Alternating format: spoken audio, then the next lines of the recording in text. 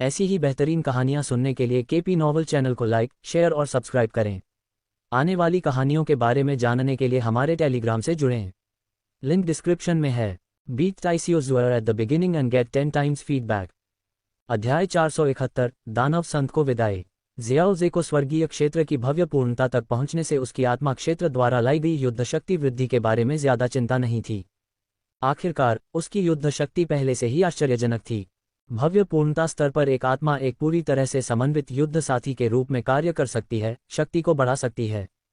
हालांकि ज़ियाओ ज़े के पास पहले से ही संबंधित तकनीकें थीं, जैसे कि थंडर बॉडी और ओरिजिन ट्री रूट्स।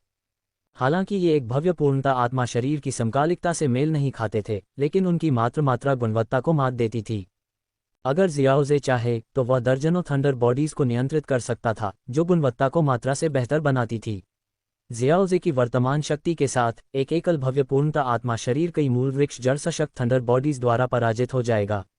इस प्रकार ये वृद्धि केवल एक अतिरिक्त थी, कोई मौलिक परिवर्तन नहीं। एक महत्वपूर्ण छलांग केवल एक सम्राट स्तर की आत्मा प्राप्त करने के साथ ही आएगी, जो उच्च सितारा डू संतों को महत्वपूर्ण रूप से प्रभावित कर सकती है। ग्रैंड परफेक्शन की इस सफलता ने ज़ियाओ ज़े को अपनी आत्मा को बढ़ाने में कठिनाई के बारे में गहराई से अवगत कराया। येलो स्प्रिंग्स डेमन सेंट की सम्राट स्तर की आत्मा द्वारा प्रदान की गई आत्मा सार क्लस्टर सोल हॉल में लाखों लोगों द्वारा बनाए गए एक से कम शक्तिशाली नहीं थी। हालांकि इसने ज़ियाओ ज़े को ग्रैंड परफेक्शन तक सफलतापूर्वक पहुंचाया, लेकिन सम्राट स्तर की आत्मा एक दूर का लक्ष्य बनी रही। उसकी वर्तमान आत्मा साधना गति को देखते हुए अकेले प्रशिक्षण के माध्यम से सम्राट स्तर की आत्मा प्राप्त करने में दशकों या सदियों तक का समय लग सकता है, जबकि अन्य मजबूत प्राणी एक सदी में सम्राट स्तर की आत्मा तक पहुंचने की संभावना पर खुश हो सकते हैं। ज़ियाओ ज़े को लगा कि गति धीमी थी। उन्होंने बाहरी अवसरों और आत्म सुधार दोनों पर विचार किया। ज़ियाओ ज़े की वर्तमान साधना तकनीक ज़ुवानकिंग आत्मा विधि एक शीर्ष प्राचीन कीमिया आत्मा प्रशिक्षण विधि थी।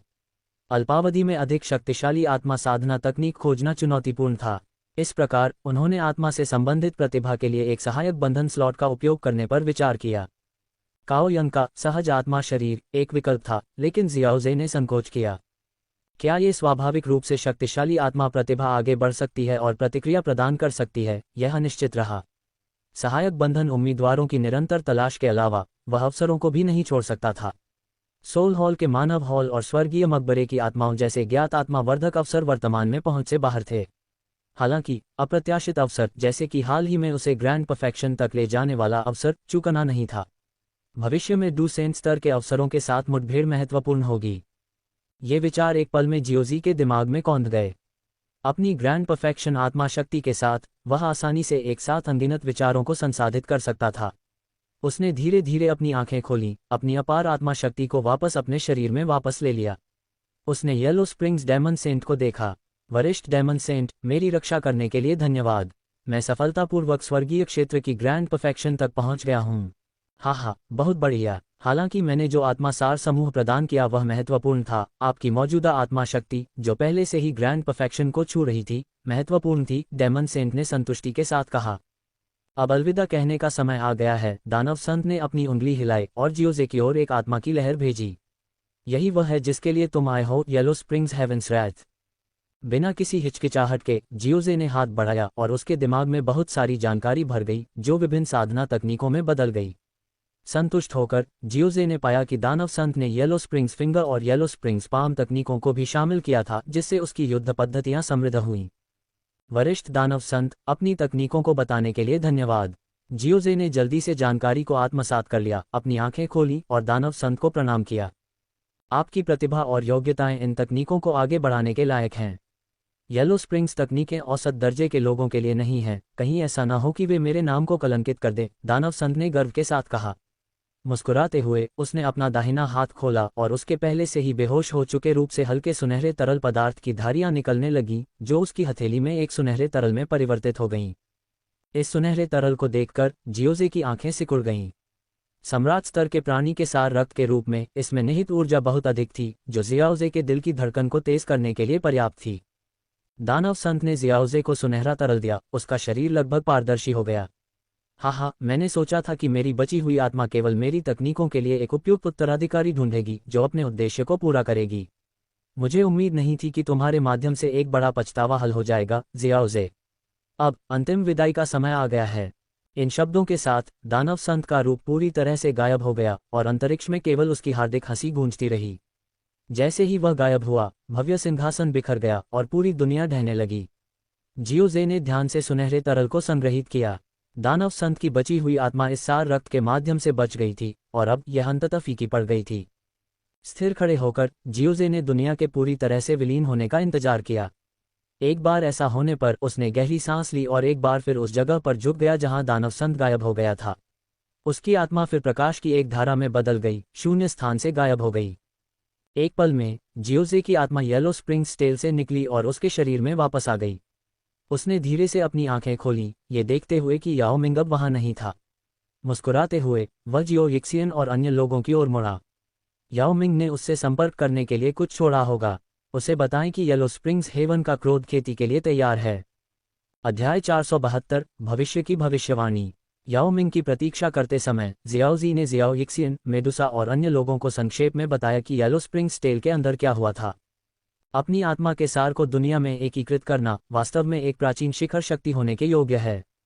वास्तव में आधे सम्राट के स्तर तक पहुंचने से हमारी कल्पना से परे तकनीकों की अनुमति मिलती है।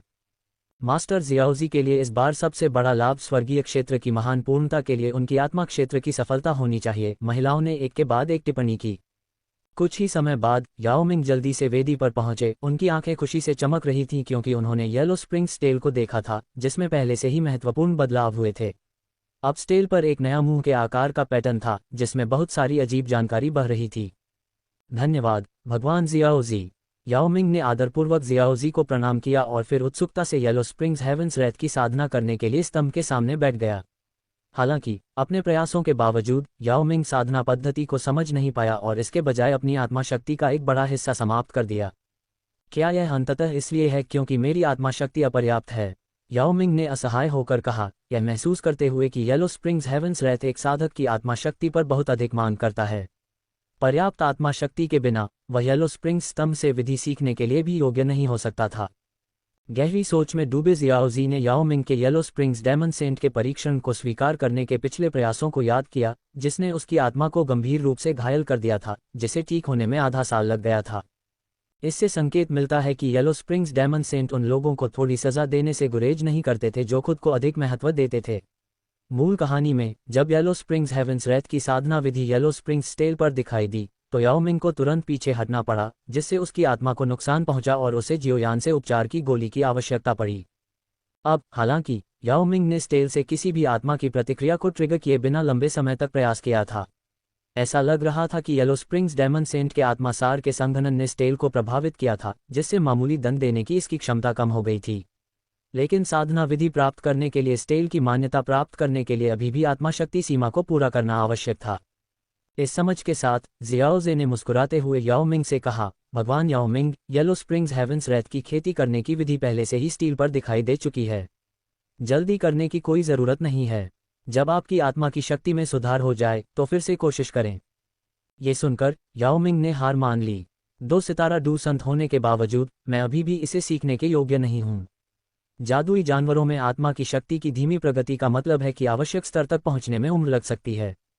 हाँ, येलो स्प्रिंग्स हेवंस रेथ यहाँ है और आपको इसे अंततः सीखने का अवसर मिलेगा। इस बीच आप दानव संत के सार रक्त में अधिक रुचि ले सकते हैं, जियाओजे ने सुनहरा तरल पदार्थ बनाते हुए कहा। जैसे ही यह उभरा, आसपास का क्षेत्र ऊर्जा से भर गया, जिसने याओ मिंग की उत्सुक निगाहों को आकर्षित किया। भगवान जियाओजे, क्या आप वास्तव में दानव संत के सार रक्त को मेरे साथ साझा करने जा रहे हैं? याओ मिंग ने अविश्वसनीय रूप से पूछा। जबकि सार रक्त को नॉन नेदर ग्राउंड सर्प कबीले के भीतर रखा गया था, यह मूल रूप से येलो स्प्रिंग्स डायमंड सेंट की विरासत का हिस्सा था, न कि कबीले के खजाने का। डायमंड सेंट के नॉन नेदर ग्राउंड सर्प कबीले के साथ घनिष्ठ संबंध थे और उन्होंने येलो स्प्रिंग्स टेल को यहीं छोड़ दिया। हालांकि मुझे डायमंड सेंट ने पहचान लिया था, लेकिन सब कुछ अपने पास रखना उचित नहीं होगा। हालांकि अगर मैं सार रक्त को जियाओ यिक्सियन और अन्य लोगों के साथ साझा करता हूं, तो आपको कोई आपत्ति नहीं होगी, है ना? नहीं, कोई आपत्ति नहीं है। मेरे लिए एक हिस्सा प्राप्त करना पहले से ही सौभाग्य की बात है, याओ मिंग ने तुरंत उत्तर दिया। जियाओजे मुस्कुराया और एक विचार के साथ सुनहरे तरल को 5 भागों में विभाजित किया, जिससे उपस्थित सभी लोगों को एक हिस्सा मिला। याओ मिंग ने अपनी हथेली में सार रक्त को देखा, इसकी प्रचुर ऊर्जा को महसूस किया और उसका चेहरा खुशी से चमक उठा। अद्भुत! इस सार रक्त के साथ मुझे विश्वास है कि मैं 3 साल के भीतर 3 सितारा डू सेंट तक पहुंच सकता हूं। जियो यिक्सियन, मेडुसा और किंग लिन को भी उनके हिस्से मिले। ऐसे खजानों ने डू संतों को भी बहुत लाभ पहुंचाया, जो वर्तमान में निम्न स्तर पर हैं। दानव संत के सार रक्त को परिष्कृत करना निश्चित रूप से उन्हें अर्धसंत क्षेत्र में ले जाएगा। वे उस क्षेत्र में कितनी दूर तक आगे बढ़ सकते हैं यह उनके पिछले संचय पर निर्भर करेगा। किंगलिन के 9 नेदरग्राउंड सर्प कबीले के महान बुजुर्ग को जबरन अनुबंधित करने के लाभ के साथ वह सीधे उच्चस्तरीय अर्धसंत तक भी पहुंच सकती है। सार रक्त को विभाजित करने के बाद जियोजे को प्राचीन ड्रैगन द्वीप की अपनी आगामी यात्रा और 3 ड्रैगन राजाओं द्वारा संभावित हमले की याद आई। हालांकि इस घटना से पहले अभी भी बहुत समय था, क्योंकि उसने मूल कहानी की तुलना में कई साल पहले याओ मिंग को बचाया था, इसलिए तैयारी करना समझदारी थी। भगवान याओ मिंग, मेरे प्राचीन शून्य ड्रैगन कबीले के अगले ड्रैगन सम्राट के साथ कुछ संबंध हैं। यदि 3 ड्रैगन राजा अपने आंतरिक संघर्ष में आपकी भागीदारी का अनुरोध करते हैं, तो आप जानते हैं कि क्या करना है ना? नाटक। याओ मिंग जियाओजे द्वारा प्राचीन शून्य ड्रैगन कबीले का उल्लेख सुनकर चौंक गया। हालांकि वह सदियों से कैद था, लेकिन वह जानता था कि कबीला लंबे समय से विभाजित था। ये सुनना आश्चर्यजनक था कि उनके पास एक नया ड्रैगन सम्राट था, ये सुझाव देते हुए कि सम्राट अभी भी पर्याप्त मजबूत नहीं हो सकता है, या ड्रैगन राजा विद्रोह करने की हिम्मत नहीं करेंगे। जल्दी से समझते हुए याओ मिंग मुस्कुराया और कहा, स्वाभाविक रूप से 9 नेदरग्राउंड सर्प कबीला प्राचीन शून्य ड्रैगन कबीले के आंतरिक संघर्ष में खुद को शामिल नहीं करेगा। अगर मैं आज़ाद हूं, तो मैं नए ड्रैगन सम्राट की सहायता कर सकता हूं। याओ मिंग की प्रतिक्रिया ने जियाओजे को प्रसन्न किया। हालांकि संघर्ष अभी भी दूर था, लेकिन अभी से आधार तैयार करने से भविष्य की परेशानियां कम हो जाएंगी। अध्याय 473, 7 रंगों वाले स्वर्ग को निगलने वाले अजगर की खोह। जियाओजे, जियाओ यिक्सियन, किंगलिन और अन्य लोगों के साथ 9 नेदर येलो स्प्रिंग्स की गहराई में लौट आए। जियाओजे ने पहले मेडुसा से वादा किया था कि वह 7 रंगों वाले स्वर्ग को निगलने वाले अजगर की खोह को खोजने में उसकी मदद करेगा। याओ मिंग के साथ मामले के कारण इसमें कुछ समय के लिए देरी हो गई थी। येलो स्प्रिंग्स टेल से निपटने और येलो स्प्रिंग्स डायमंड सेंट के परीक्षण से गुजरने के बाद जब तक वे वापस आए, तब तक 1 महीने से अधिक समय हो चुका था। जियाओजे और उनके साथियों ने 9 नेदर येलो स्प्रिंग्स के तल पर एक सावधानीपूर्वक खोज शुरू की। हालांकि ये घास के ढेर में सुई खोजने जैसा नहीं था, क्योंकि वे मुख्य रूप से 7 रंगों वाले स्वर्ग को निगलने वाले अजगर के लिए मेडुसा की भावना पर निर्भर थे। यदि खोज में बहुत अधिक समय लगता है, तो जियाओजे संवेदनशीलता को बढ़ाने के लिए 7 रंगों वाले स्वर्ग को निगलने वाले अजगर की कुछ रक्तरेखा प्रकट कर सकता है। आखिरकार जियाओजे की रक्तरेखा शक्ति मेडुसा की तुलना में बहुत अधिक मजबूत थी। जियाओजे अपनी जादुई जानवर की रक्तरेखा को पूरी तरह से छिपा सकता था, यहाँ तक कि एक डू सम्राट के सामने भी एक शुद्ध मानव साधक के रूप में प्रकट हो सकता था। लेकिन अगर वह चाहता, तो वह एक सच्चे 7 रंग वाले स्वर्ग निगलने वाले अजगर में बदल सकता था, जो खोह को महसूस करने में मेडुसा से आगे निकल जाता। सौभाग्य से उन्हें लंबे समय तक खोज नहीं करनी पड़ी। 2 दिन बाद उन्हें कई पीले स्प्रिंग्स यिन पत्थरों से भरा एक बेसिन मिला। ये पत्थर बेहद भयानक यिन ऊर्जा से भरे हुए इस स्थान पर असामान्य रूप से प्रचुर मात्रा में थे, जो एक मानव निर्मित कारण का संकेत देते हैं। पीले स्प्रिंग्स यिन पत्थरों को बनने के लिए बहुत अधिक मात्रा में यिन ऊर्जा की आवश्यकता होती है, और यहाँ तक कि 9 निचले पीले स्प्रिंग्स की गहराई में भी वे केवल सबसे अधिक यिन समृद्ध क्षेत्रों में बनते हैं। 7 रंग वाले स्वर्ग निगलने वाले अजगर इस यिन ऊर्जा को अवशोषित करने से बहुत लाभ उठाते हैं, और पीले स्प्रिंग्स यिन पत्थरों में इसकी बहुत अधिक मात्रा होती है। मेडुसा ने बेसिन को देखते हुए मुस्कुराते हुए कहा, ये वातावरण 7 रंग वाले स्वर्ग निगलने वाले अजगर की खेती के लिए अत्यधिक लाभकारी है। मेडुसा, क्या ये 7 रंग वाले स्वर्ग निगलने वाले अजगर की मांद है? जियो यिक्सियन ने अनुमान लगाया। मेडुसा ने सिर हिलाया। 7 रंग की ऊर्जा को इकट्ठा करने के लिए अपना हाथ उठाया, जिससे एक छोटा सा 7 रंग का सांप बना जो बेसिन में उड़ गया। जैसे ही सांप अंदर गया, यिन ऊर्जा हिंसक हो गई, जिससे झील एक भंवर में बदल गई। 7 रंग वाले स्वर्ग निगलने वाले अजगर की रक्त रेखा को ले जाने वाला छोटा सा सांप जल्दी से फट गया, इसकी ऊर्जा भंवर में विलीन हो गई। मूल रूप से पीली झील तेजी से 7 रंग की ऊर्जा से भर गई, जिससे एक चमकदार 7 रंग का भंवर बन गया, जिसने एक मजबूत रक्त रेखा दबाव उत्सर्जित किया। यहाँ तक कि जियाओ यिक्सियन और किंगलिन, जो जादुई जानवर नहीं थे, ने भी दमनकारी रक्तरेखा दबाव महसूस किया, जिससे वे विस्मय में पड़ गए। ये 7 रंग वाले स्वर्ग निगलने वाले अजगर की मांद है। इतना भयानक रक्तरेखा दबाव! क्या ऐसा हो सकता है कि 7 रंग वाले स्वर्ग निगलने वाले अजगर कभी विलुप्त नहीं हुए और हमेशा से यहीं छिपे रहे हों? जियाओ यिक्सियन ने आश्चर्य में कहा। किंगलिन, जिसकी आंखें धीरे धीरे हरी हो रही थीं और छोटे छोटे फूल दिखाई दे रहे थे, ने गंभीरता से अपना सिर हिलाया। बहन जियाओ यिक्सियन, ये वास्तव में 7 रंग वाले स्वर्ग निगलने वाले अजगर की मांद है, लेकिन यह निवास स्थान से ज्यादा एक कब्रिस्तान है। ऐसा लगता है कि पूरा कबीला यही नष्ट हो गया है। आमतौर पर दृढ़ इच्छाशक्ति वाली मेडुसा ने दुख की एक दुर्लभ अभिव्यक्ति दिखाई। रक्तरेखा से प्रतिध्वनि ने 7 रंग वाले स्वर्ग निगलने वाले अजगर कबीले के दुखद भाग्य को प्रकट किया, जो सभी यही नष्ट हो गए थे। प्राचीन काल में ऐसा क्या हुआ था कि इतने शक्तिशाली कबीले का पूरी तरह सफाया हो गया? मेडुसा ने 7 रंगों वाले भंवर को देखते हुए जोर से आश्चर्य व्यक्त किया। आमतौर पर वंश जितना मजबूत होता है, जादुई जानवर उतना ही शक्तिशाली होता है। यह अकल्पनीय था कि 7 रंगों वाले स्वर्ग निगलने वाले अजगरों जितना शक्तिशाली कबीला पूरी तरह से नष्ट हो सकता है, संभवतः एक शीर्ष दूषण द्वारा। जियाओजे, ये 7 रंगों वाला भंवर मुझे बुला रहा है, मेडुसा ने जियाओजे की सलाह मानते हुए कहा। जाओ, अगर तुम्हें बुलावा महसूस हो। क्या यही वह नहीं है जिसके लिए तुम तरस रही थी? जियाओजे ने उसे मुस्कुराते हुए प्रोत्साहित किया। इस खोह में मेडुसा के लिए बहुत सारे अवसर थे, जो संभावित रूप से उसे 4 सितारा डूसंत की भयानक ताकत तक बढ़ा सकते थे। हालांकि जियाओजे को भंवर से एक हल्का प्रतिकर्षण महसूस हुआ, जो दर्शाता है कि यह उसके प्रवेश का दृढ़ता से विरोध करेगा। मेडुसा ने इस अवसर के महत्व को समझते हुए जियोजी की ओर मुड़ने से पहले जियो इक्सियन और किंगलिन को अलविदा कहा। जियोजी, जब मैं बाहर आऊंगी तो मैं तुम्हारे स्तर के करीब हो सकती हूँ, मेडुसा ने कहा और खुद को जियोजी द्वारा गले लगा लिया। अगर कुछ अप्रत्याशित होता है तो तुरंत सुनहरे पेड़ का उपयोग करें। मैं तुम्हारे पास आऊंगी, चाहे कितनी भी दूर क्यों न हो, जियोजी ने गंभीरता से निर्देश दिया, ये जानते हुए भी कि मूल कहानी में मेडुसा सुरक्षित रूप से बाहर आ गई थी। मेडुसा ने दृढ़ता से सिर हिलाया, अपने साथियों पर एक आखिरी नजर डाली और फिर 7 रंगों वाले भंवर में गोता लगा दिया। भंवर उसका स्वागत करता हुआ प्रतीत हुआ। जैसे ही वह पास आए, उसने अपने घूमने की गति धीमी कर दी, जैसे कि किसी लंबे समय से खोए हुए परिवार के सदस्य का अभिवादन कर रही हो। जैसे ही मेडुसा की आकृति गायब हुई, जियाओ यिक्सियन और किंगलिन ने अपनी अनिच्छा व्यक्त की, जो वर्षों के घनिष्ठ साथी के बाद अचानक अलग होने के अभ्यस्त नहीं थे। हमें नहीं पता कि उसे फिर से देखने में कितना समय लगेगा, उन्होंने कहा। जियाओजे मेडुसा की वापसी पर उसकी ताकत का इंतजार करते हुए बोला, चलो प्राचीन ड्रैगन द्वीप पर चलते हैं। वहां हम आपकी ताकत बढ़ाने के लिए दानव संत के सार रक्त को परिष्कृत कर सकते हैं। वास्तव में हमें पीछे नहीं रहना चाहिए। वे सहमत हुए। इसके साथ ही तीनों तेजी से दृश्य से गायब हो गए। अध्याय 474 स्वर्गीय 1 स्टार डूसेंट। मेडुसा के 7 रंग वाले स्वर्ग निगलने वाले अजगर की खोह में प्रवेश करने के बाद जियाओजे ने जियाओ यिक्सियन और किंगलिन को लिया और 9 नेदर अर्थ सर्प कबीले के मुख्यालय को छोड़ दिया। अंतरिक्ष को तोड़ते हुए वे अनंत शून्य में प्रवेश कर गए, अनंत शून्य के भीतर स्थित प्राचीन ड्रैगन द्वीप की ओर बढ़ रहे थे। जियोजे को मेडुसा की सुरक्षा के बारे में ज्यादा चिंता करने की जरूरत नहीं थी। 9 नेदर येलो स्प्रिंग्स एक बेहद ठंडी जगह थी, जहां शायद ही कभी मजबूत लोग प्रवेश करते थे। इसके अलावा येलो स्प्रिंग्स को 9 नेदर अर्थ सरपेंट कबीले की पवित्र भूमि माना जाता था। जियोजे के अनुरोध पर याओमिंग किसी भी बाहरी खतरे को प्रवेश करने से रोकने के लिए येलो स्प्रिंग्स की रक्षा करने की पूरी कोशिश करेगा। इसके अलावा अगर कोई अनसुलझा संकट हुआ तो मेडुसा तुरंत जियोजे को बुलाने के लिए गोल्डन ट्री का इस्तेमाल कर सकती थी। जैसे जैसे जियोजे की ताकत डूसेंट स्तर तक बढ़ी, गोल्डन ट्री की शक्ति भी बढ़ गई। गोल्डन ट्री का उपयोग करके जियोजे तुरंत अपने मालिक के स्थान पर पहुंच सकता था, जिससे यह एक स्थानिक जेड स्लिप का अधिक शक्तिशाली संस्करण बन गया, जो अंतरिक्ष तूफानों या बाधाओं से अप्रभावित था।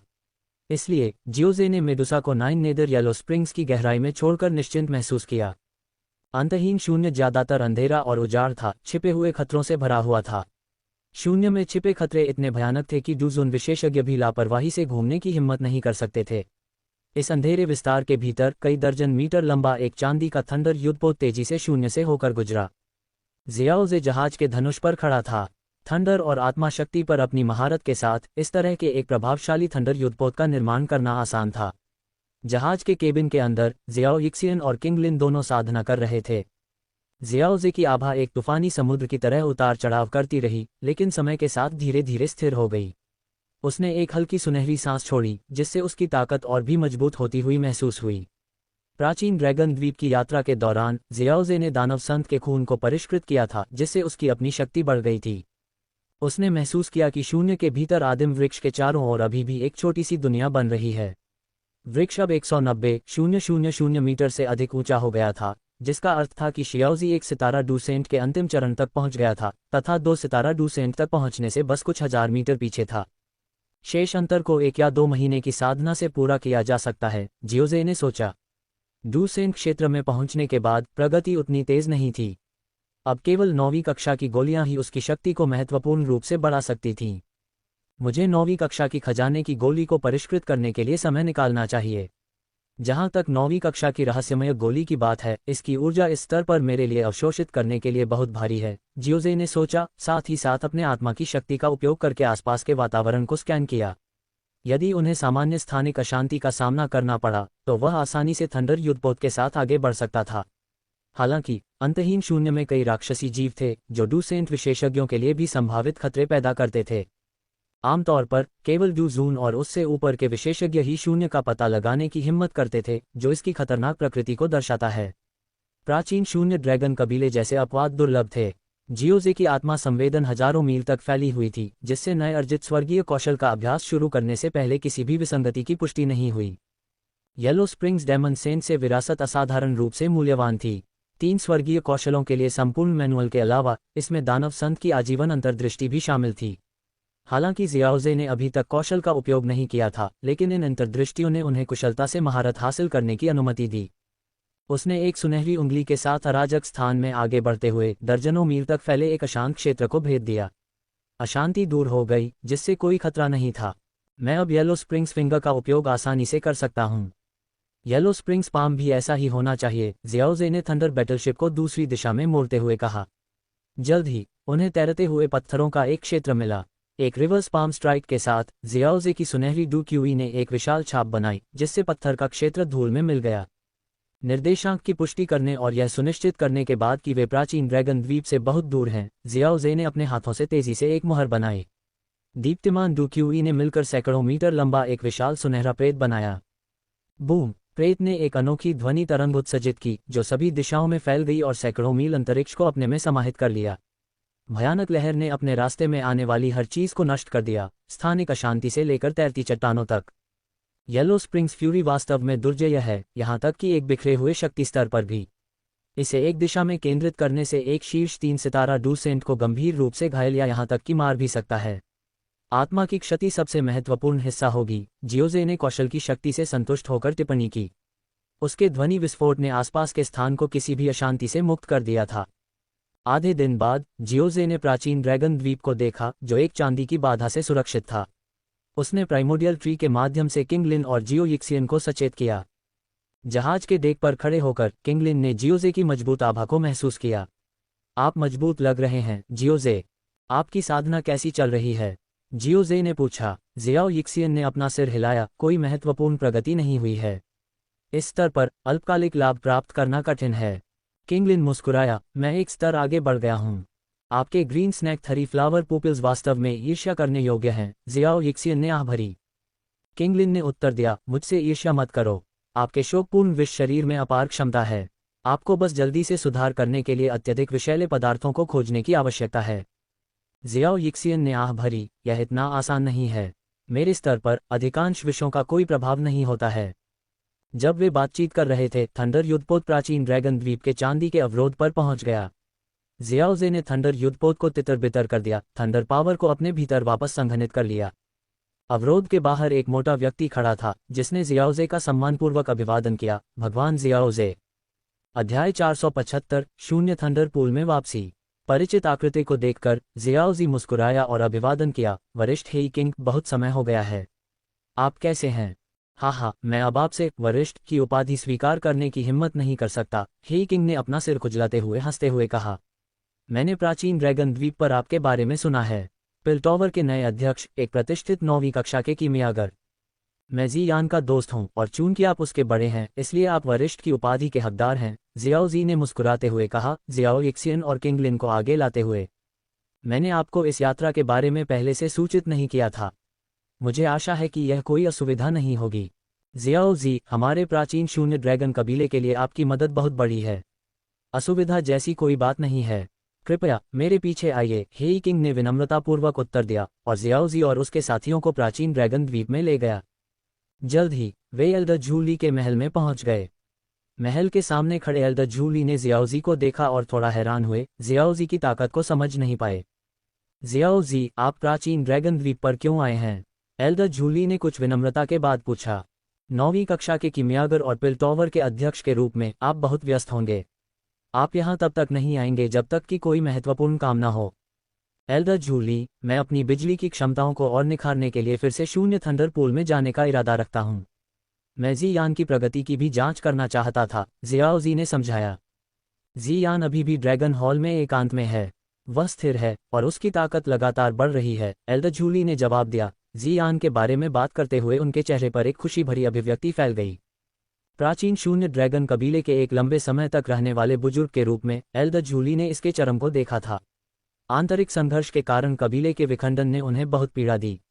यदि ज़ियान ड्रैगन फीनिक्स मूल फल को परिष्कृत कर सकती है और एक संत बन सकती है, तो वह सही मायने में प्राचीन शून्य ड्रैगन कबीले की ड्रैगन सम्राट बन सकती है। ये सुनकर अच्छा लगा, जियोजे ने सिर हिलाया। प्रसन्नता हुई कि ज़ियान प्रगति कर रही थी। उन्होंने व्यक्तिगत रूप से उसे ड्रैगन फीनिक्स मूल फल को परिष्कृत करने में मदद की थी, ये सुनिश्चित करते हुए कि वह क्रिस्टलीय रूप में बदले बिना और एम्बर में लिपटे ड्रैगन बनने के बिना आसानी से इसकी ऊर्जा को अवशोषित कर सके। वैसे मेरे 2 दोस्त यहाँ शून्य थंडर पूल में प्रशिक्षण नहीं ले सकते। उन्हें कुछ समय के लिए द्वीप पर रहने की आवश्यकता होगी, जियोजे ने उल्लेख किया। बेशक जियोजे, शून्य थंडर पूल में जाने के लिए स्वतंत्र महसूस करें। हम यहाँ दोनों महिलाओं के लिए सर्वोत्तम प्रशिक्षण सुविधाएं प्रदान करेंगे, एल्डर झूली ने तुरंत आश्वासन दिया। जियोजे द्वीप पर लंबे समय तक नहीं रुका। जियो यिक्सियन और किंग लिन को निपटाने के बाद उसने एल्डर झूली और हेई किंग को अलविदा कहा और शून्य थंडर पूल के लिए अकेले निकल पड़ा। निर्देशांक ज्ञात होने के कारण उसे हेई किंग की सहायता की आवश्यकता नहीं थी। इसके अलावा उसे संदेह था कि अन्य ड्रैगन राजा द्वीप पर उपद्रवी भेज सकते हैं और हेई किंग के लिए वापस रहना और उन्हें संभालना फायदेमंद होगा। हालांकि यह केवल एक विचार था, यह निश्चित नहीं था कि क्या समय रेखा में जियोजे के हस्तक्षेप के कारण वे परेशानियां उत्पन्न होंगी।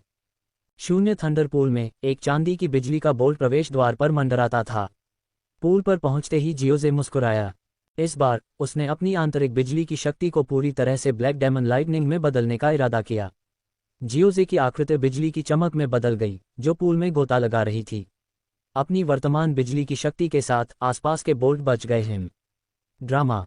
काले रंग की लकीरों वाली चांदी की बिजली में लिपटे जियोजे की उपस्थिति ने आसपास की बिजली के बोल्टों को दूर कर दिया, जिससे वे पास आने की हिम्मत नहीं कर पाए। उसकी गति ने उसे पूल के बाहरी इलाके को जल्दी से पार करने की अनुमति दी। जैसे ही उसने चांदी की दुनिया में कालेपन का संकेत देखा, जियोजे ने एक भान उठाए।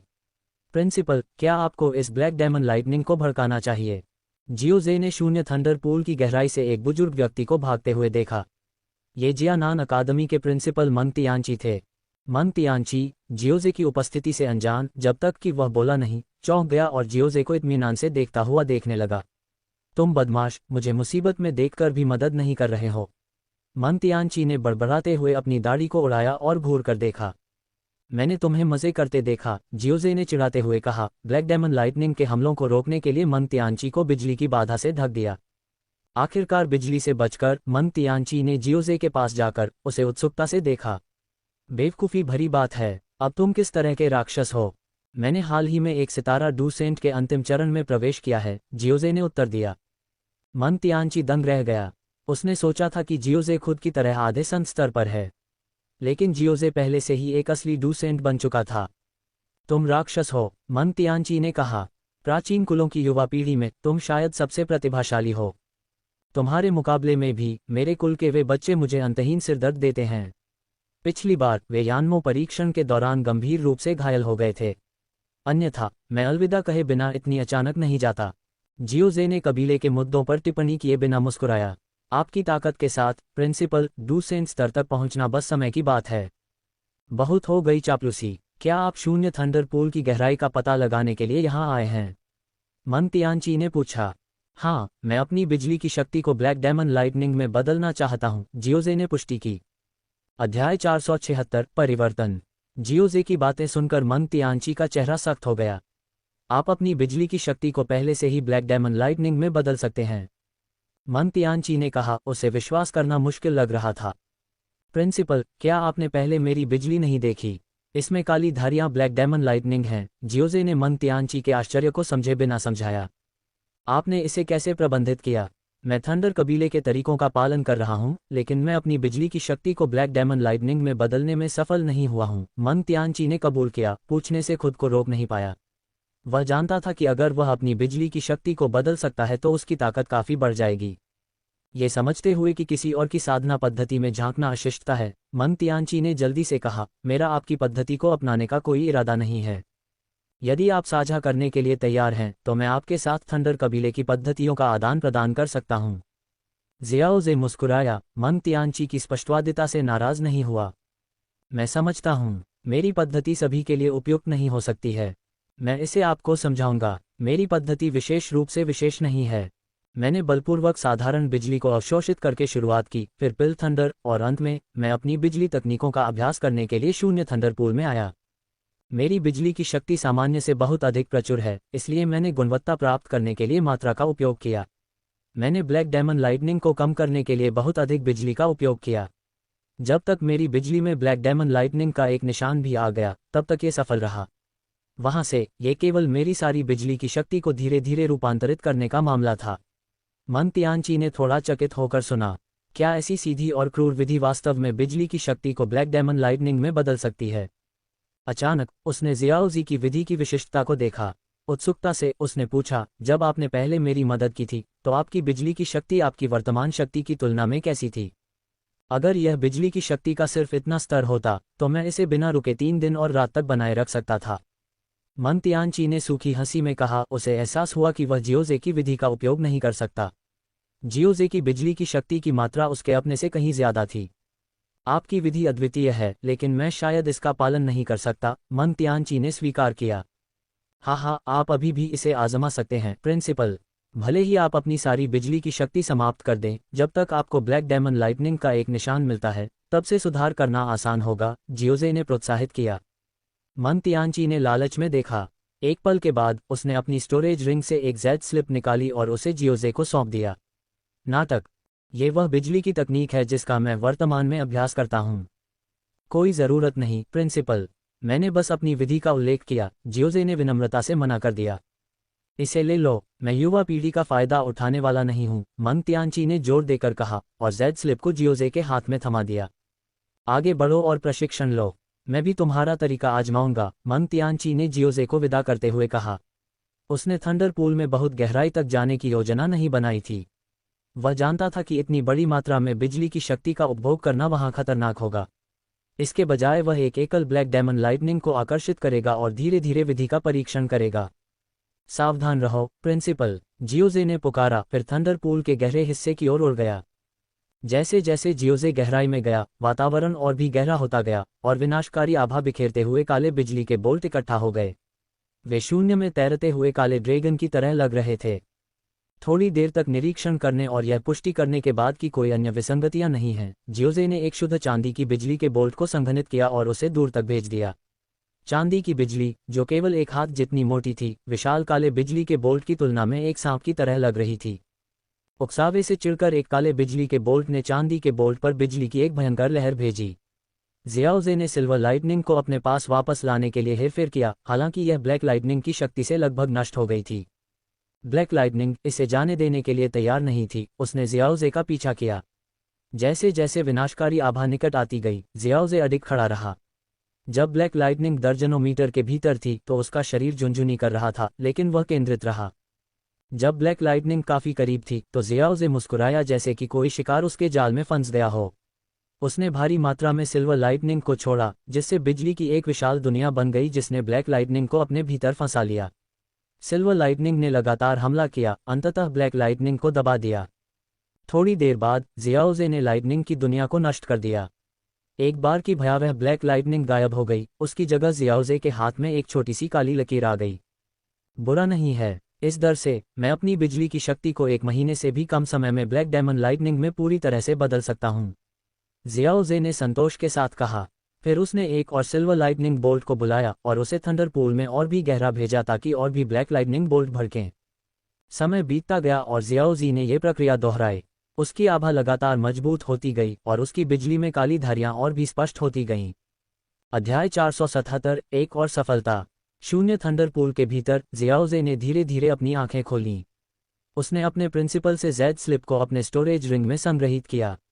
थंडर कबीले की बिजली की शक्ति की खेती करने की विधि में वास्तव में कई मूल्यवान अंतर्दृष्टि थी, जो एक लंबे इतिहास में संचित ज्ञान को प्रदर्शित करती थी। उसने सोचा कि इस ज्ञान का कितना हिस्सा पौराणिक थंडर सम्राट से पारित किया गया था।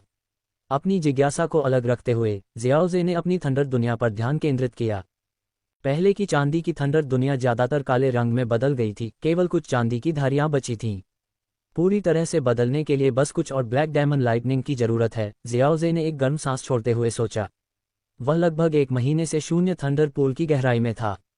जैसे जैसे परिवर्तन आगे बढ़ा, उसने ब्लैक डायमंड लाइटनिंग को अपेक्षा से अधिक तेजी से अवशोषित किया। हालांकि अगर बिजली की शक्ति को ब्लैक डायमंड लाइटनिंग में बदलना इतना चुनौतीपूर्ण है, इतनी सारी ब्लैक डायमंड लाइटनिंग का उपभोग करना, तो 9 गहन गोल्डन थंडर में बदलना कितना मुश्किल होगा। जियाओजे ने सोचा। 9 गहन स्वर्ण वज्र केवल 9वीं श्रेणी की स्वर्ण गोलियों के शोधन के दौरान ही प्रकट हुए थे, और शून्य वज्र पूल में केवल एक ही था, जिसे भड़काने के लिए वह वर्तमान में बहुत कमजोर था। मूल कहानी के अनुसार 9 गहन स्वर्ण वज्र की शक्ति का केवल एक अंश ही थंडर कैलामिटी पिल बनाने के लिए पर्याप्त था, जिससे जियाओ यान सीधे 7 सितारा डूसेंट तक छलांग लगा सकता था। इसका मतलब था कि 9 गहन स्वर्ण वज्र की शक्ति कम से कम 7 सितारा डूसेंट स्तर पर थी, एक उच्च सितारा डूसेंट। जियाओजे की वर्तमान शक्ति के साथ ऐसे उच्च स्तरीय प्रतिद्वंद्वी का सामना करना अकल्पनीय था। ठीक है, मैं समय आने पर इससे निपट लूंगा, जियाओजे ने अपनी चिंताओं को खारिज करते हुए कहा। उसने थंडर पूल की गहराई की ओर 1 दर्जन चांदी की बिजली छोड़ी। इस बार उसने अपने परिवर्तन को पूरा करने के लिए एक साथ कई ब्लैक डायमंड लाइटनिंग को संभालने की योजना बनाई।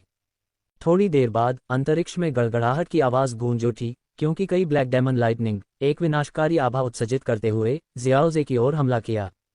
यहां तक कि 3 सितारा डूसंत भी इस तरह के दृश्य को देखकर भयभीत हो जाएगा और पीछे हट जाएगा। हालांकि जियाओजे ने मुस्कुराते हुए अनंत मात्रा में बिजली गिराए अंतरिक्ष को एक वज्र की दुनिया में बदल दिया, जिसने ब्लैक डायमंड लाइटनिंग को घेर लिया। फिर उसने अपनी आंखें बंद कर लीं, अपने भीतर बढ़ती बिजली की शक्ति को महसूस करते हुए एक सफलता के करीब आने का एहसास किया। 3 दिन बाद जियाओजे ने अपनी आंखें खोलीं, उनके माध्यम से एक सुनहरी चमक गुजरी। उसकी आभा अब विशाल और असीम थी। मूल वृक्ष की ऊंचाई 20,000 मीटर से अधिक हो गई है। मैंने आधिकारिक तौर पर 2 सितारा डूसंत के शुरुआती चरण में प्रवेश किया है। जियाओजे ने अपने भीतर प्रचुर मात्रा में डूक्यूई महसूस किया, खुशी से मुस्कुराया। ये सफलता सहज और स्वाभाविक थी। 2 सितारा डूसंत स्तर तक पहुंचने में केवल 3 दिन लगे।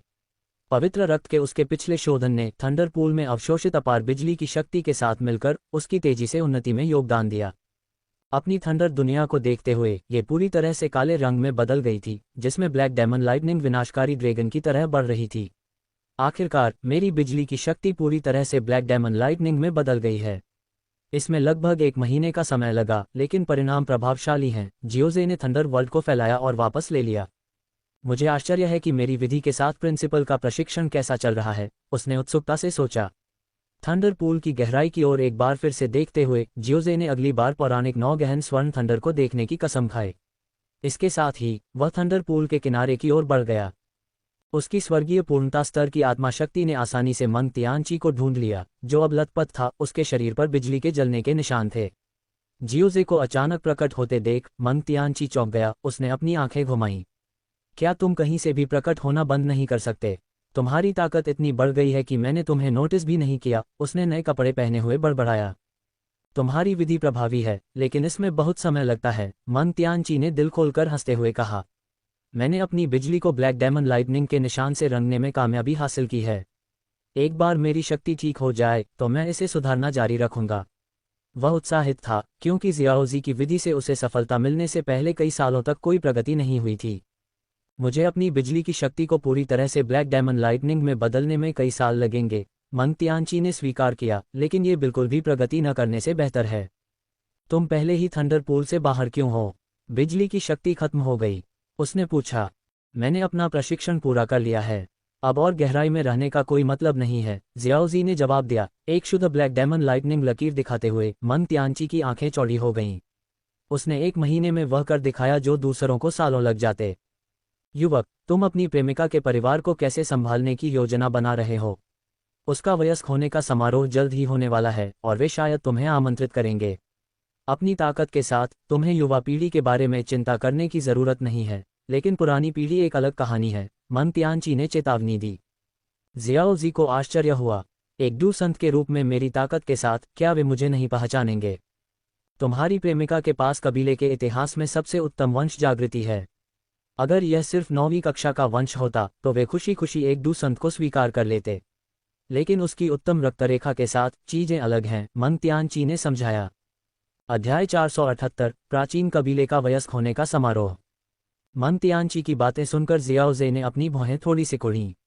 मूल कहानी में जियाओ यान ने प्राचीन कबीले के युवा सदस्य गु जेन से सीखा कि डूसंत स्तर तक पहुंचने से प्राचीन कबीला रक्तरेखा मुद्दे को नजरअंदाज कर देगा।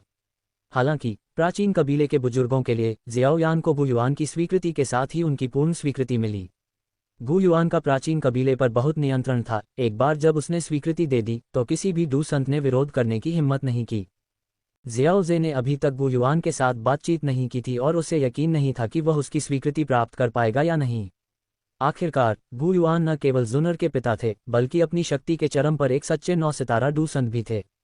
बाधाएं कितनी भी दुर्गम क्यों न हो, मैं कभी हार नहीं मानूंगा। तुम्हारा क्या होगा? जियोजी ने अपना सिर हिलाते हुए अपनी शंकाओं को दूर किया और दृढ़ता से बोला, हाँ, ज्यादा चिंता मत करो।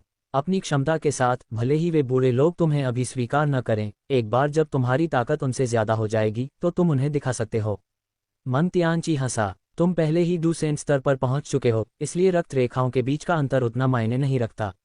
लेकिन प्राचीन कबीले के कुछ पुराने साथी दिव्य वंशों पर जुनूनी रूप से अड़े हुए हैं। जियाओ जे ने थोड़ा सिर हिलाया। वह बहुत चिंतित नहीं था।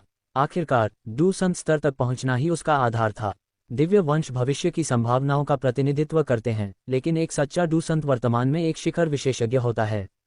इसके अलावा मूल कहानी के अनुसार दिव्य वंश वाले लोगों का महत्वपूर्ण प्रभाव होता है। यदि जुनर ने आने वाले वयस्क समारोह में एक दिव्य वंश प्राप्त किया तो प्राचीन कबीले के भीतर उसका प्रभाव बढ़ जाएगा, जिससे उसे बड़ों के बराबर दर्जा मिलेगा। वैसे प्रिंसिपल, आने वाले वयस्क समारोह कब है? जियाओ जे ने पूछा। जुनर प्राचीन कबीले में लौटने के बाद एकांत में चला गया था और उसने उससे संपर्क नहीं किया था। लगभग 2 महीने में अल्केमिस्ट एसोसिएशन के अध्यक्ष के रूप में आपको निश्चित रूप से प्राचीन कबीले से निमंत्रण मिलेगा। मन तियानची ने याद किया और जियाओ जे से कहा, भले ही आपको निमंत्रण न मिले, मैं आपको खुद वहां ले जाऊंगा। वे मना करने की हिम्मत नहीं करेंगे, खासकर तब जब आप एक डूसेंट हैं। वे बिना निमंत्रण के भी आपका स्वागत करेंगे। हर 20 साल में आयोजित होने वाला वयस्क होने का समारोह एक भव्य आयोजन होता है। अपनी छोटी गर्लफ्रेंड के साथ अपने रिश्ते को देखते हुए आपको वहां भी अवसर मिल सकता है, मन तियानची ने रहस्यमय तरीके से कहा, जियोजे के और पूछने का इंतजार करते हुए। प्रिंसिपल, आप स्वर्गीय मकबरे की बात कर रहे होंगे जो हर 20 साल में खुलता है। जियोजे ने अनुमान लगाया। मन तियानची चौंक गया, फिर अपने आप को संभाला। ऐसा लगता है कि आपकी छोटी गर्लफ्रेंड आपको स्वर्गीय मकबरे में ले जाने की योजना बना रही है। क्या उसने तुम्हें इसके बारे में पहले से बताया था? जियाओ जे मुस्कुराया लेकिन सीधे जवाब नहीं दिया। जुनर ने उसे स्वर्गीय मकबरे के बारे में नहीं बताया था क्योंकि वह जानती थी कि एक बार जियाओ जे प्राचीन क्षेत्र में आ गया तो वह स्वाभाविक रूप से उस तक पहुंच जाएगा। जियाओ जे जियाओ कबीले का वंशज होने के नाते स्वाभाविक रूप से स्वर्गीय मकबरे में प्रवेश करने का अधिकार रखता था। सेंट्रल प्लेन्स में बहुत कम लोग जियाओ जे के वंश को जानते थे, केवल प्राचीन कबीले के कुछ बुजुर्ग ही जानते थे। मन तियानची ने यह समझने के लिए बिंदुओं को नहीं जोड़ा था कि जियाओ जे गिरे हुए जियाओ कबीले का वंशज था। आयु प्राप्ति समारोह के बारे में स्थिति को समझने के बाद जियाओ जे ने जाने पर विचार किया। प्रिंसिपल, क्या आप शून्य थंडर पूल में रहने की योजना बना रहे हैं? मुझे प्राचीन ड्रैगन द्वीप पर वापस जाने की जरूरत है। मैं प्राचीन ड्रैगन द्वीप पर नहीं जाऊंगा। मैंने अभी अभी अपनी बिजली की शक्ति को बदलने में प्रगति करना शुरू किया है, इसलिए मैं उस पर ध्यान केंद्रित करूंगा, मन तियानची ने अपना सिर हिलाते हुए कहा। अब जब जियाओ जे एक सच्चा डूसंत बन गया है तो उसे सुरक्षा की जरूरत नहीं थी और मन तियानची के पास छाया की तरह उसका पीछा करने का कोई कारण नहीं था। जैसे ही मन तियानची ने बोलना समाप्त किया, उसे कुछ याद आया। वैसे जियाओ जे, तुम एक कीमिया ग्रैंड मास्टर हो, है न? क्या तुम्हारे पास मेरी वर्तमान साधना के लिए उपयुक्त कोई गोलियां हैं? मैं तुम्हें कुछ थंडर कबीले की युद्ध तकनीकें दे सकता हूं। मेरे पास कुछ हैं, लेकिन प्रिंसिपल, क्या तुम्हें यकीन है कि तुम्हें थंडर कबीले की तकनीकों को इतनी सहजता से बदलना चाहिए? जियाओ जे ने मन तियानची को गोलियों की कई बोतलें देते हुए कहा। क्यों नहीं, ये विरासत की तकनीकें नहीं हैं। थंडर कबीले ने इतने सालों में इतनी सारी तकनीकें जमा कर ली हैं कि वे व्यावहारिक रूप से पहाड़ों की तरह ढेर हो गई हैं, मन तियानची ने खारिज करते हुए कहा। हालांकि गोलियों की गुणवत्ता की जांच करने पर उसकी अभिव्यक्ति बदल गई। लेकिन ये उच्च गुणवत्ता वाली गोलियां, मैं तुम्हें कोई भी निम्न स्तरीय तकनीक नहीं दे सकता। मन तियानची ने जियाओ जे को 3 युद्ध तकनीकें दी, फिर जल्दी से चला गया। जियाओ जे ने उन्हें जांचा, वे सभी पृथ्वी स्तरीय तकनीकें थीं। हालांकि जियाओ जे के पास अब कई स्वर्ग स्तरीय तकनीकें थीं, लेकिन पृथ्वी स्तरीय तकनीकें अभी भी मूल्यवान थीं। वे केंद्रीय मैदानों में अत्यधिक मांगी जाती थीं और कई गुटों की बेशकीमती तकनीकें पृथ्वी स्तरीय थीं, भले ही वे दावा करते थे कि वे स्वर्ग स्तरीय तकनीकों की प्रतिद्वंद्वी हो सकती हैं। प्रिंसिपल नहीं चाहते कि मैं ठगा हुआ महसूस करूं, जियाओजे ने अपना सिर हिलाते हुए और तकनीकों को संग्रहित करते हुए सोचा। उसने मंग तियानची को अगली बार मिलने पर और गोलियां देने की योजना बनाई, क्योंकि मंग तियानची की बिजली की शक्ति के परिवर्तन में बहुत समय लगेगा और गोलियां इस प्रक्रिया को तेज कर सकती हैं। शून्य थंडरपूल पर एक आखिरी नज़र डालने के बाद जियाओजे एक काली लकीर में बदल गया और प्राचीन ड्रैगन द्वीप की ओर बढ़ गया। इस बीच प्राचीन ड्रैगन द्वीप के बाहर प्रकाश की कई धाराएं दिखाई दीं, जिसमें गहरे सुनहरे कवच में लिपटे विभिन्न आकृतियां दिखाई दीं, जिन पर ड्रैगन पैटर्न उकेरे गए थे जो जीवंत लग रहे थे, एक शक्तिशाली ड्रैगन आभा उत्सर्जित कर रहे थे।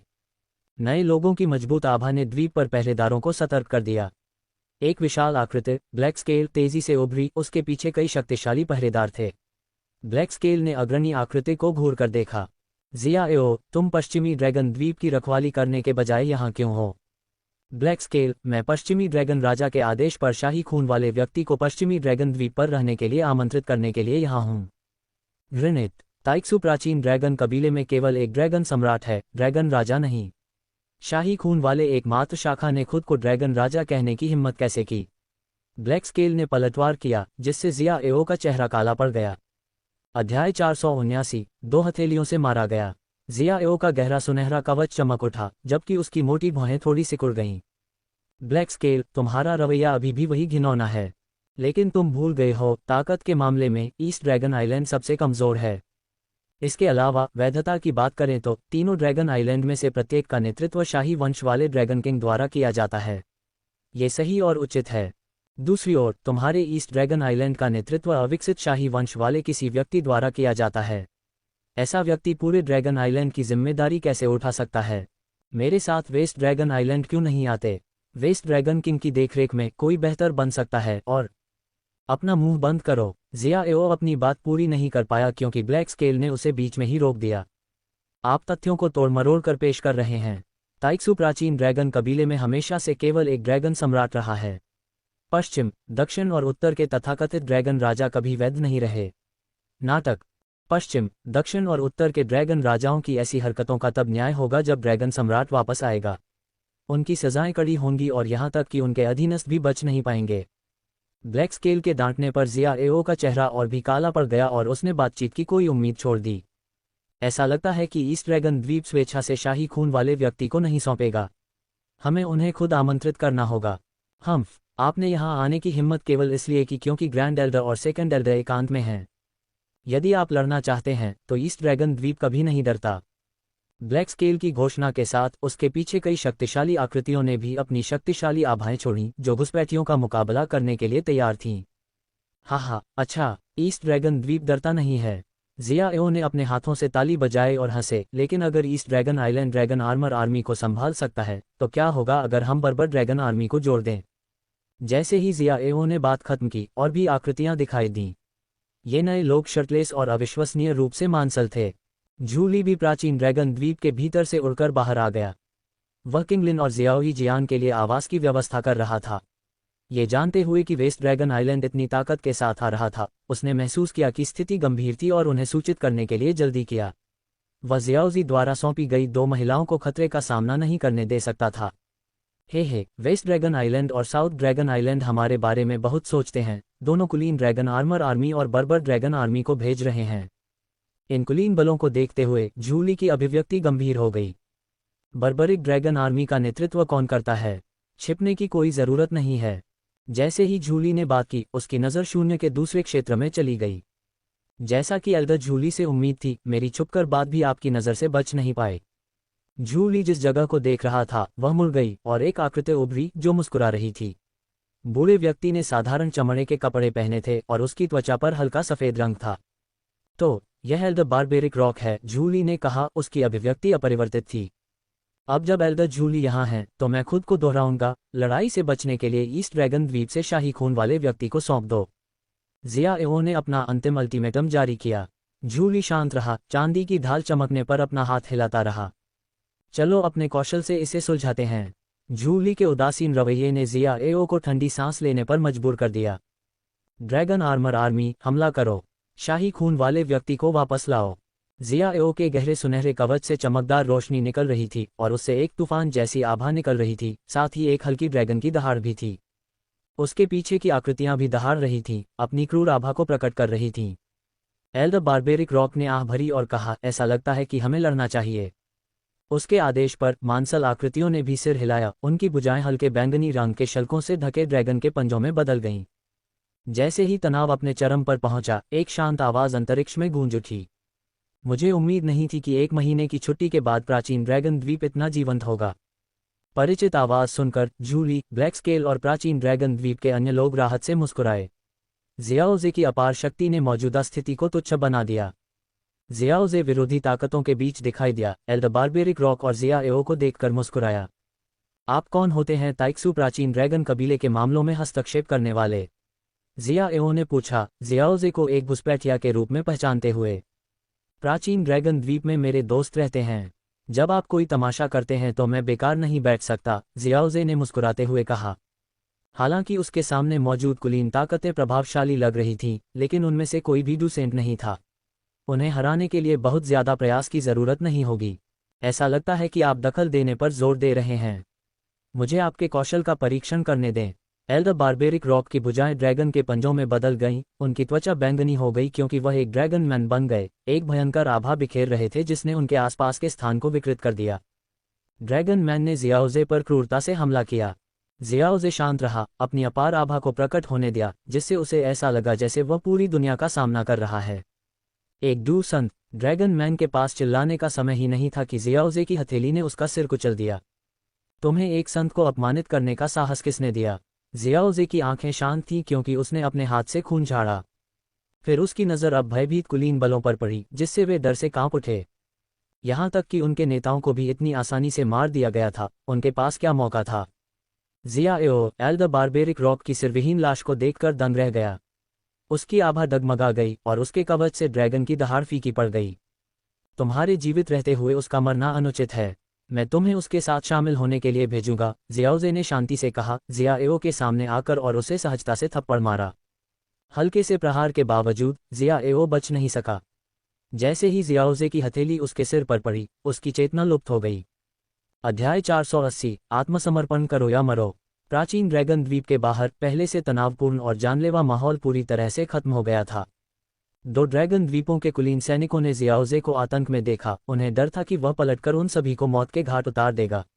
आखिरकार उनके कमांडरों ने उसके खिलाफ एक भी कदम नहीं उठाया था और उनके सिर तुरंत कुचल दिए गए थे। आत्मसमर्पण करो या मरो, जियाओजे ने शांति से कहा। आखिरकार ये ताइक्सू प्राचीन ड्रैगन कबीले के लोग थे। खुद के पास पूर्ण लाभ होने के कारण जियाओजे जियान के परिजनों का नरसंहार नहीं करना चाहता था। हालांकि अगर वे अन्य 2 ड्रैगन राजाओं की मृत्यु तक सेवा करने की कसम खाते हैं, तो जियाओजे उन्हें उनके कमांडरों से मिलने के लिए भेजने में कोई आपत्ति नहीं करेगा। जियाओजे के शांत स्वर के बावजूद, जिसने उन्हें चींटियों की तरह व्यवहार किया, ड्रैगन आर्मर आर्मी और बर्बर ड्रैगन आर्मी के सैनिकों को लगा जैसे उन्हें बहुत बड़ी माफी मिल गई हो। जियाओजे एक डुसंत था और वह बहुत शक्तिशाली था, जो चींटियों को कुचलने की तरह ही उन्हें आसानी से मार सकता था। डुक्यूई महाद्वीप में ताकत सर्वोपरि थी। जो लोग डूसंत स्तर तक नहीं पहुंचे थे, वे केवल चींटियां थीं। केवल डूसंत बनकर ही कोई व्यक्ति डुक्यूई महाद्वीप के शिखर पर सही मायने में खड़ा हो सकता था। अब एक डूसंत से दया प्राप्त करने का मौका मिलने पर वे स्वाभाविक रूप से अपने ड्रैगन राजा के लिए मरना नहीं चाहते थे। संत, हम आत्मसमर्पण करने को तैयार हैं। संत, हम उस शापित ड्रैगन राजा द्वारा धोखा दिए गए थे। अब जब हमने आपको देखा है तो हमें एहसास हुआ है कि प्राचीन ड्रैगन कबीले का असली शाही वंश प्राचीन ड्रैगन द्वीप पर है। हम ड्रैगन सम्राट के लिए अपना खून बहाने के लिए पूर्वी ड्रैगन द्वीप की सेवा करने को तैयार हैं। ताइक्सू प्राचीन ड्रैगन कबीले के सैनिकों ने जल्दी से अपने आत्मसमर्पण की आवाज उठाई। जियाओजे ने एल्डर जूली की ओर रुख किया। एल्डर जूली, अगर मैंने सीमा पार कर ली है तो मैं माफी चाहता हूँ। कृपया इन लोगों को संभालें। बिल्कुल नहीं, धन्यवाद जियाओजे, उनकी जान बख्शने के लिए। नेताओं को मार डाला और उन लोगों को बख्श दिया जो केवल आदेशों का पालन कर रहे थे। हम बहुत आभारी हैं। एल्डर जूली ने गंभीरता से जियाओजे को प्रणाम किया। ताइक्सू प्राचीन ड्रैगन कबीले का जीवन काल बहुत लंबा था, लेकिन उनकी प्रजनन क्षमता मनुष्यों की तुलना में बहुत कम थी। 3 महान जादुई जानवर कुलों में ताइक्सू प्राचीन ड्रैगन कबीले में हमेशा सबसे कम सदस्य थे। इन सैनिकों को बख्शने में जियाओजे की दया की जूली ने गहराई से सराहना की। जहां तक इन सैनिकों का सवाल है, उन्हें शायद ही दोषी ठहराया जा सकता है। उनकी ताकत अपने फैसले लेने के लिए अपर्याप्त थी।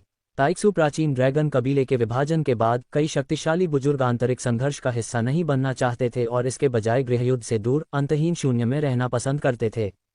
लेकिन इन साधारण सैनिकों के पास चुनने का विकल्प नहीं था। ड्रैगन राजाओं के दबाव और धमकी के तहत उनके पास प्रतिरोध के लिए कोई जगह नहीं थी। बेशक एल्डर जूली उन्हें बिना शर्त स्वीकार नहीं करेंगे, वह उनकी पृष्ठभूमि की पूरी तरह से जांच करेंगे। अगर किसी ने ईस्ट ड्रैगन द्वीप के खिलाफ कोई कृत्य किया होता तो उसे उसी के अनुसार दंडित किया जाता। जियाओ जे ने थोड़ा सिर हिलाया। उसे प्राचीन ड्रैगन द्वीप पर लौटने के दौरान जियाओ यीजियान और किंगलिन से एक संदेश मिला था जिसमें उसे अन्य ड्रैगन द्वीपों द्वारा हमले की सूचना दी गई थी। वह किसी भी हताहत को रोकने और स्थिति को बदलने के लिए समय पर वापस आ गया था। अगर ड्रैगन आर्मर आर्मी और बर्बरिक ड्रैगन आर्मी ने पहले ही लड़ाई शुरू कर दी होती और महत्वपूर्ण नुकसान पहुंचाया होता तो वह उन्हें आत्मसमर्पण करने का विकल्प नहीं देता, वह उन सभी को मार देता। हालांकि वे सभी ताइक्सू प्राचीन ड्रैगन कबीले का हिस्सा थे, फिर भी निकटता और वफादारी में अंतर थे जिन्हें जियाओजे स्पष्ट रूप से समझ सकता था। उसके विचार तेजी से गुजरे और जियाओजे ने अब इन मामलों पर ध्यान नहीं दिया। आखिरकार ये ताइक्सू प्राचीन ड्रैगन कबीले का आंतरिक मामला था। वह अपनी सीमाओं का उल्लंघन किए बिना बहुत अधिक सुझाव नहीं दे सकता था। जियाओ जे, कृपया मेरे पीछे आओ। ये सुनिश्चित करने के बाद कि आत्मसमर्पण करने वाले सैनिकों का ख्याल रखा गया था, एल्डर जूली ने जियाओ जे को प्राचीन ड्रैगन द्वीप में वापस ले जाया, उस महल में पहुंचे जहां जियाओ यीजियान और किंगलिन रह रहे थे। आपके हस्तक्षेप के लिए धन्यवाद जियाओ जे, प्राचीन ड्रैगन द्वीप युद्ध से बच गया। हम बहुत आभारी हैं। एल्डर जूली, इतना औपचारिक होने की कोई ज़रूरत नहीं है। उनका लक्ष्य जियान है, ऐसा कोई तरीका नहीं है कि मैं चुपचाप खड़ा रहूं और कुछ न करूं। वैसे चलो 2 ड्रैगन द्वीपों के सैनिकों को हराने के बारे में बात न फैलाएं। उन्हें प्राचीन ड्रैगन द्वीप की ताकत के बारे में अनिश्चित रहने दें। अभी जियान के अभी भी एकांत में होने के कारण प्राचीन ड्रैगन द्वीप 3 ड्रैगन द्वीपों से पूर्ण हमले का सामना करने में सक्षम नहीं हो सकता है। हमें जितना संभव हो उतना देरी करने की आवश्यकता है। भले ही जियान एकांत से बाहर आ जाए, अगर उसकी ताकत 3 ड्रैगन राजाओं को संभालने के लिए पर्याप्त नहीं है तो इसे चुप रहना सबसे अच्छा है। मैं समझता हूँ। प्राचीन ड्रैगन द्वीप उच्च सतर्कता की स्थिति में प्रवेश करेगा और कोई भी जानकारी द्वीप से बाहर नहीं जाएगी। एल्डर जूली ने गंभीर स्वर में कहा। पूर्वी ड्रैगन द्वीप का अस्तित्व दांव पर था और लापरवाही के लिए कोई जगह नहीं होगी।